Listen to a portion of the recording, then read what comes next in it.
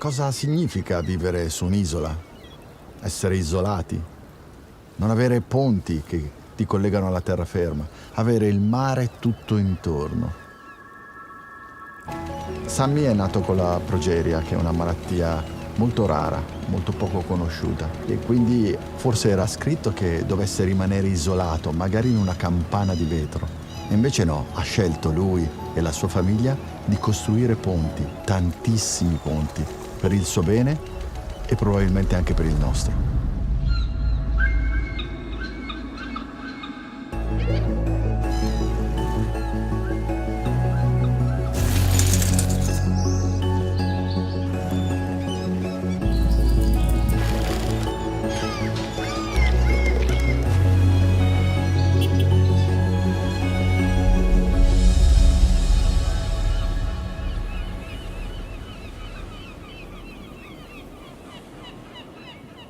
Mi fai capire veramente quanto è rara questa malattia? Cioè, in quanti siete? Siamo molto molto rari. La malattia rara è una malattia che colpisce una persona ogni 30.000. La progeria colpisce una persona ogni 8 milioni. Urca.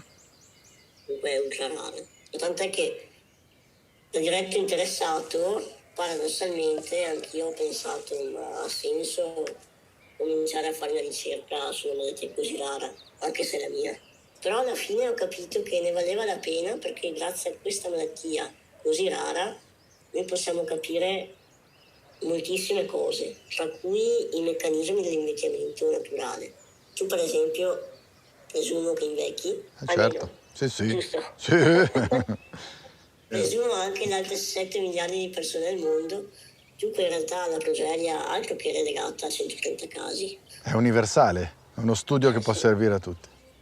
Sì, assolutamente. Sammy, sai cosa mi colpisce quando chiacchiero con te? Che io ti faccio le domande su tu hai detto, tu hai fatto, e tu rispondi sempre al plurale. È molto bello. È proprio così.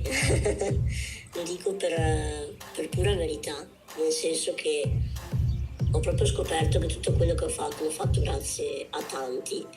Magari proprio anche la progeria, la mia malattia, che di per sé mi mette dei limiti oggettivi, che non mi fa essere autonomo al 100%. Questo però mi ha dato anche un po' di consapevolezza in più riguardo al fatto che tutti quanti siamo così, nessuno può vivere da solo. Quindi fammi unire i puntini. Tu parli di molecole della felicità, come se fosse piccoli comportamenti quotidiani che poi generano felicità?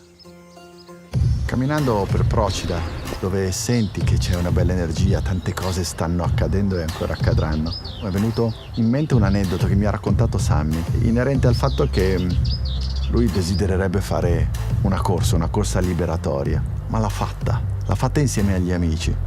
Si sono allenati insieme, corrono insieme, lo portano con sé. E la cosa interessante è che lui dice: io senza di loro non avrei mai potuto fare una maratona, ma anche loro senza di me non avrebbero mai pensato di allenarsi per correre 42 km.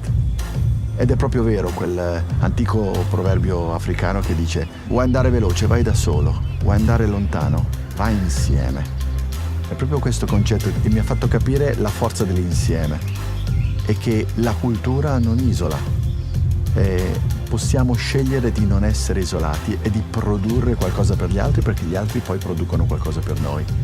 È la forza, sì, la forza dell'insieme che ti fa vivere anche in modo sereno e felice.